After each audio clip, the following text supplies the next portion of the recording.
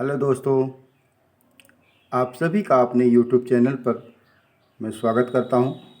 मैं हूं रविंद्र सर और आप सभी का हमारे यूट्यूब चैनल पर स्वागत है। जैसा कि हम आपको हिंदी साहित्य का इतिहास संपूर्ण कवरेज आपको दे रहे हैं। इससे पहले आपने हिंदी साहित्य के इतिहास में हिंदी साहित्य इतिहास लेखन परंपरा आप पढ़ रहे हैं, उसमें इतिहास लेखन की पद्धतियाँ आपने पढ़ा। इतिहास लेखन की पद्धतियों के बाद उसमें जो है आपने गासा दत्तासी को पढ़ा, उनकी पुस्तक इस्तवार दौला लिटरेच्योर हिंदुई हिंदुस्तानी को पढ़ा। उसके बाद उसी क्रम में जो दूसरे विद्वान हमारे आते हैं वह हैं शिव सिंह सेंगर। शिव सिंह सेंगर को आज हम पढ़ते हैं। जी हाँ, इससे पहले हम आपको बता दें कि आपको यदि हमारे सारे वीडियो पाने हो तो हमारे YouTube चैनल को सब्सक्राइब अवश्य कर लें और एक लाइक तो बनता है हमारी इस मेहनत पर, एक लाइक और शेयर अवश्य करें। आइए देखते हैं, आज का शीर्षक है शिव सिंह सेंगर, जो हमारे आज के विद्वान हैं शिव सिंह सेंगर। इनके बारे में हम पढ़ते हैं। इनकी एक पुस्तक है शिव सिंह सरोज। इनकी रचना का नाम है रचना का क्या नाम है? शिव सिंह सरोज। शिव सिंह सरोज। शिव सिंह सरोज के बारे में हम पढ़ते हैं। शिव सिंह सरोज जो है हिंदी भाषा का प्रथम इतिहास ग्रंथ माना जाता है और यह 1883 ईस्वी में लिखा गया है। तो इसका प्रकाशन वर्ष हम जान लेते हैं। प्रकाशन वर्ष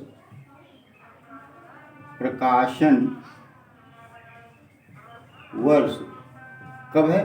1883 ईस्वी माना जाता है इसका प्रकाशन वर्ष। आपका इस पर प्रश्न बनता है कि शिव सिंह सरोज का प्रकाशन वर्ष है। 4 ऑप्शन दे दिए जाएंगे, इसमें से कौन सा है, कब है? आपको 1883। और इसकी भाषा क्या है यह देखते हैं हम। भाषा इसकी है दोस्तों हिंदी। ये हिंदी भाषा में लिखा गया है। हिंदी भाषा का प्रथम इतिहास ग्रंथ माना जाता है। यह जो है हिंदी भाषा का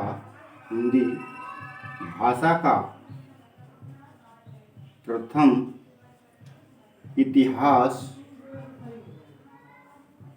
ग्रंथ है। ये हिंदी भाषा का प्रथम इतिहास ग्रंथ है। उसके बाद आते हैं इसका पद्धति क्या है। पद्धति के बारे में हम जानकारी लेते हैं, जैसा कि आप पहले ही पढ़ चुके हैं। पद्धति इसका है वर्णानुक्रमी पद्धति पर लिखा गया है। लेखक कौन है? शिव सिंह सेंगर। अब इसका प्रकाशन जो है 1883 जो सर्वमान्य प्रकाशन है, हमने ये बता दिया। लेकिन प्रकाशन वर्ष के बारे में हम पहले डिटेल जान लेते हैं। प्रकाशन वर्ष के बारे में, इसके बारे में बहुत डिटेल से हम थोड़ा सा पढ़ते हैं। यह तो सब लोग जानते हैं। आइए हम उस चीज़ पर चलते हैं जो नहीं पता क्या है। प्रकाशन वर्ष देखिए, सबसे पहले इसका प्रकाशन हुआ था 1878 ईस्वी में, लेकिन यह त्रुटिपूर्ण थी। ठीक है। उसके बाद इसका प्रकाशन होता है जो अब इसका आप यह मान सकते हैं प्रथम संस्करण था।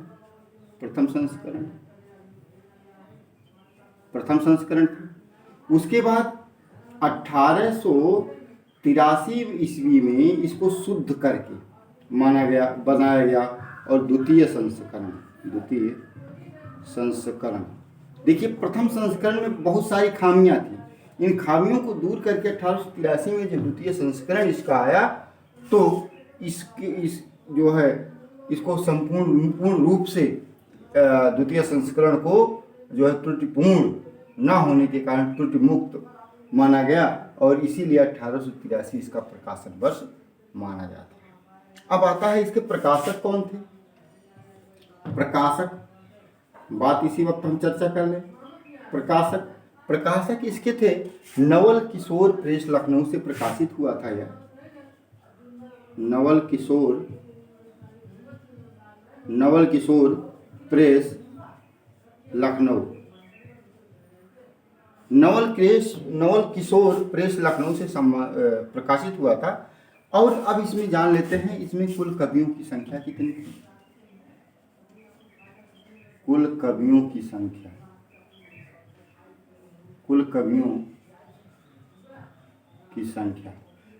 की संख्या वास्तव में इसमें देखिए लगभग कवि माने जाते हैं। लगभग इसका हमेशा यह माना जाता है कि लगभग पूछा जाता है तो लगभग 1000 कवि इसके बताए जाते हैं शिव सिंह सरोज के, लेकिन वास्तव में कुल कवि थे 1003 कवि माने जाते हैं कुल।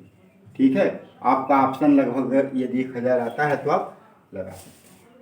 अब हम आते हैं इसके महत्वपूर्ण तथ्य पर, शिव सिंह सरोज के महत्व। आप चाहें तो इसका स्क्रीनशॉट ले लें। जी, स्क्रीनशॉट ले लें। उसके बाद हम आगे चलते हैं इसके महत्वपूर्ण तथ्य।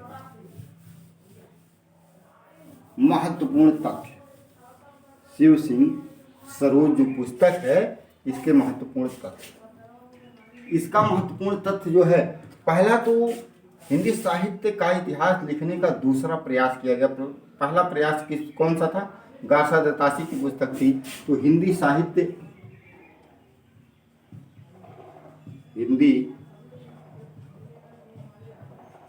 का इतिहास लिखने का दूसरा प्रयास किया गया। दूसरा चीज, किसी भी भारतीय के द्वारा इतिहास लेखन का प्रथम प्रयास था इस पुस्तक की। सब और दूसरी खासियत क्या थी कि किसी भी भारतीय के द्वारा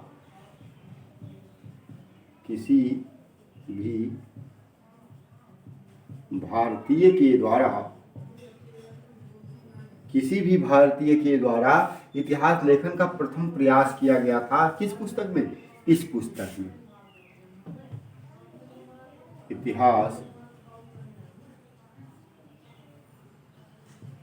इतिहास लेखन का प्रथम प्रयास। ठीक है। दूसरा महत्वपूर्ण बात इसमें आता है कि हिंदी भाषा में लिखा गया हिंदी साहित्य का प्रथम इतिहास है। हिंदी भाषा में लिखा गया हिंदी साहित्य इतिहास का प्रथम ग्रंथ है। तो दूसरा महत्वपूर्ण ग्रंथ हो जाएगा हिंदी भाषा में लिखा गया प्रथम हिंदी साहित्य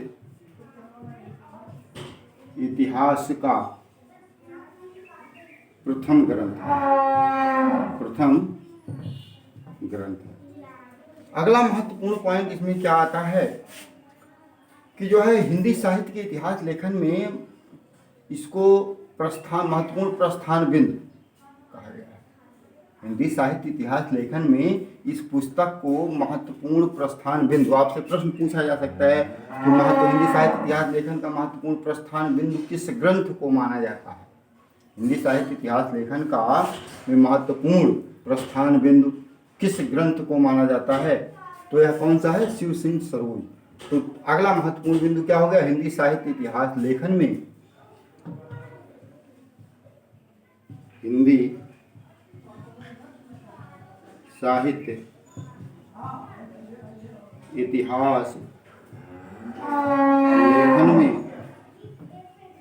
साहित्य इतिहास लेखन में महत्वपूर्ण प्रस्थान बिंदु कौन सी पुस्तक है? शिव सिंह सरोज है। महत्वपूर्ण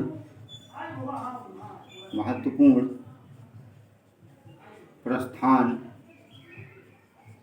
बिंदु इस पुस्तक को माना जाता है। किसको? शिव सिंह सरोज को। और दूसरी चीज जो है, तत्कालीन हिंदी काव्य से संबंधित उपलब्ध जानकारी को एक जगह संकलित करने का प्रयास किया गया। जो उस समय जो है हिंदी काव्य से संबंधित उपलब्ध जानकारी मिली हुई थी, उसको जो है संकलित करने का प्रयास किया गया। तो हम यह देखते हैं, अगला बिंदु क्या है कि जो है तत्कालीन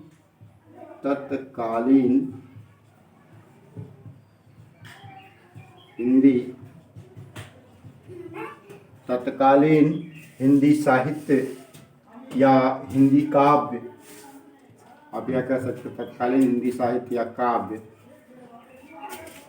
तत्कालीन हिंदी साहित्य या काव्य से संबंधित जो भी उपलब्ध जानकारी थी उसको एक जगह संकलित करने का प्रयास किया गया है। को एक जगह संकलित करने का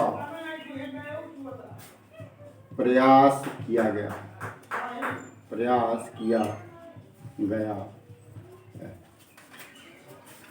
तो यह था इसका महत्वपूर्ण बिंदु। आप चाहें तो स्क्रीनशॉट ले सकते हैं। जी हाँ, आपने स्क्रीनशॉट ले लिया होगा। हम आगे चलते हैं, इसके थोड़ा सा दोष पर चर्चा कर लेते हैं। इसका दोष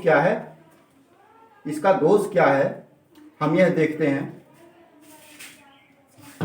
आइए देखते हैं इसके दोष को, इसमें दोष क्या क्या है। तो पहला बात तो इसमें काल विभाजन और नामकरण का कोई प्रयास नहीं किया गया। दूसरा, इसमें भी वही दोष आया हुआ है, वर्णानुक्रमी पद्धति पर यह भी आधारित है। तीसरा, आदिकाल की जो समय सीमा है शिव सिंह सरोज में 770 विक्रमी संवत कर दिया गया। यह तो उसके जो है आलोचना का कारण बनेगा साहब, तो इसलिए यह इसका दोष भी आ गया। तो पहला दोष क्या है?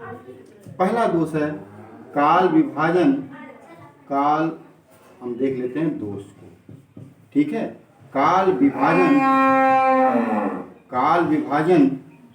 व नामकरण का कोई प्रयास नहीं किया गया।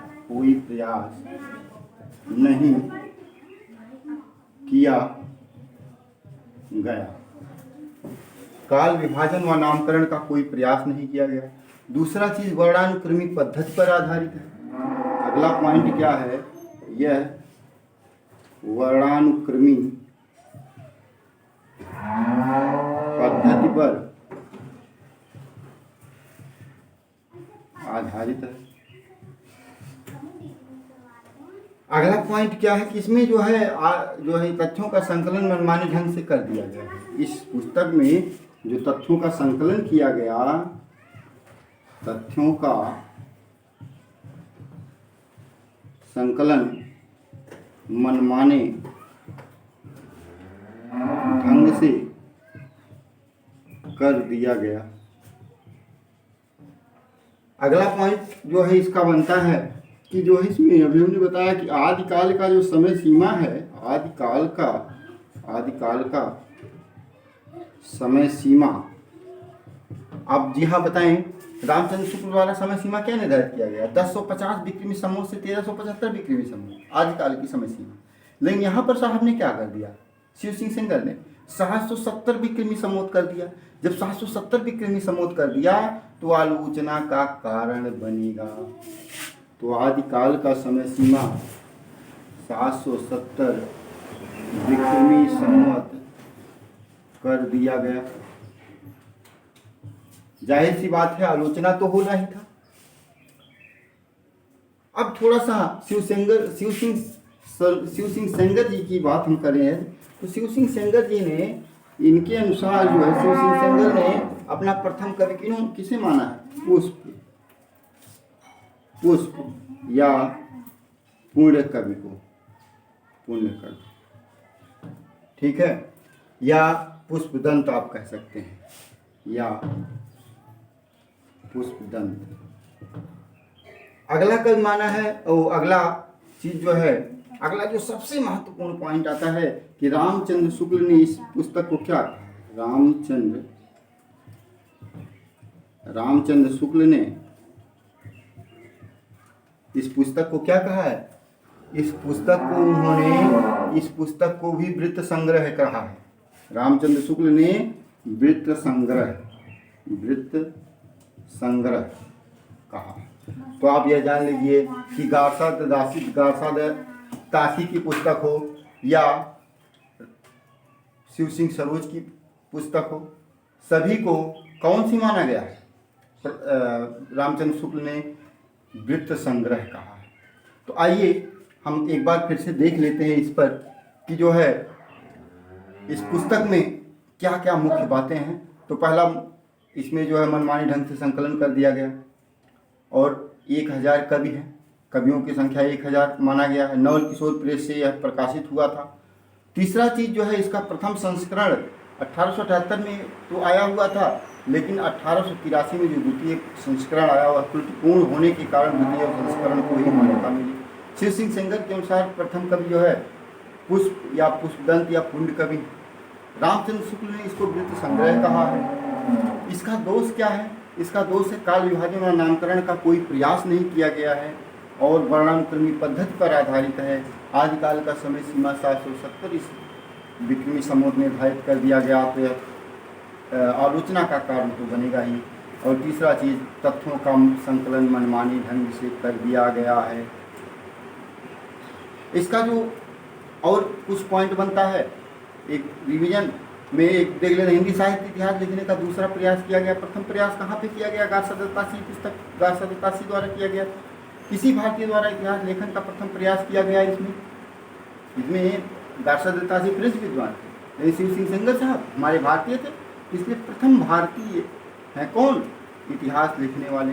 तीसरा, तत्काल हिंदी काव्य से संबंधित उपलब्ध जानकारी को एक जगह संकलित करने का प्रयास किया गया है। तो उम्मीद करते हैं। अच्छा, अब इस पर देखिए प्रश्न कैसे बन सकते हैं। प्रश्न आपके बन सकते हैं कि रामचंद्र शुक्ल ने शिव सिंह सरोज की को कौन सी पुस्तक कहा है, तो वृत्त संग्रह कहा है। शिव सिंह सेंगर ने प्रथम कवि किसको माना है, तो पुष्पपुण्य या पुष्पदंत माना है। यह किस क्रम पर आधारित है, किस पद्धति पर आधारित है, तो वर्णानुक्रमी पद्धति पर आधारित है। ठीक है। तीसरा चीज़ जो है, इसका प्रकाशन वर्ष कब है, 1883 ईस्वी है। ठीक। तो इन सब चीज़ों को आप जो है याद रखें। और ये रहा शिव सिंह सेंगर की पुस्तक Shiv Singh Saroj. Best of luck. आप उम्मीद करते हैं कि आपको यह वीडियो हमारा पसंद आया होगा। यदि आपको हमारा वीडियो पसंद आया हो तो एक लाइक और एक शेयर अवश्य बनता है। धन्यवाद मित्रों, मिलते हैं आपसे अगले वीडियो में। धन्यवाद।